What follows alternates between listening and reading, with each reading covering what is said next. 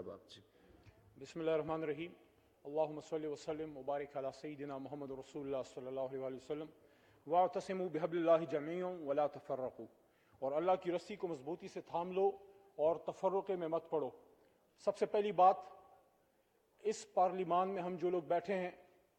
ہم کسی سے ڈکٹیشن نہیں لیتے۔ کسی امریکہ میں جرت نہیں ہے، نہ کسی اسٹیبلشمنٹ میں کہ ہمیں آرڈرز کرے اور کسی کے آرڈر پہ ہم فاٹا مرجر کی بات کریں۔ فاٹا مرجر کی بات اگر اس آنریبل ایوان میں ہوئی ہے اور ہم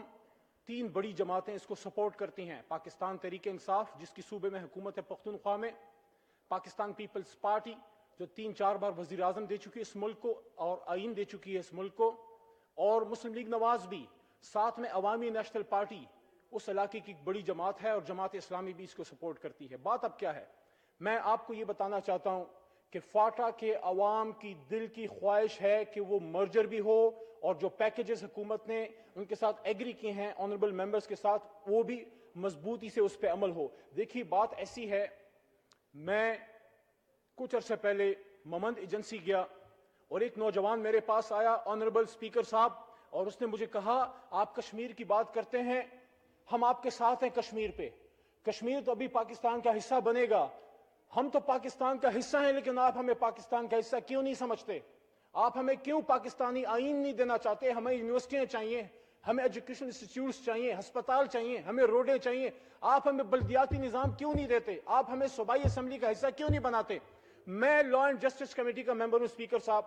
وہاں پہ کچھ عرصہ پہلے ایک تجویز آئی تھی،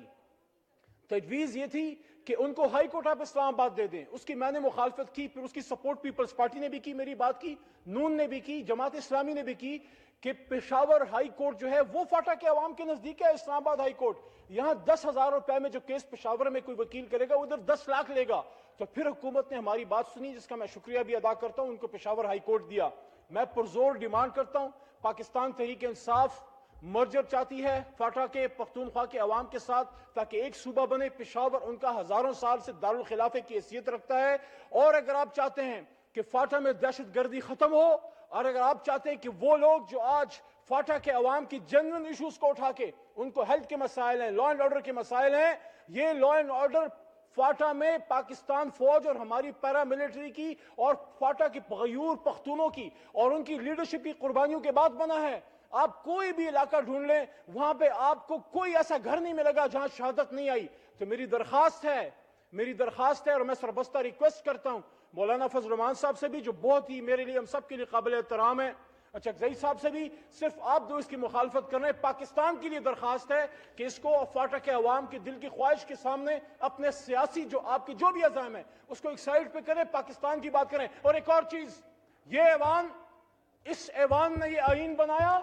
اور یہ ایوان حق رکھتی ہے کہ پاکستان کے مفاد کے لیے فیصلہ سازی کر سکے، اور آج اگر اس ایوان میں فاٹا کے عوام کے مفاد کی بات نہیں ہوگی، مرجر کی بات نہیں ہوگی، تو پھر کہاں ہوگی؟ پھر دھماکے ہوں گے، پھر لا قانونیت ہوگی۔ میں یہ سمجھتا ہوں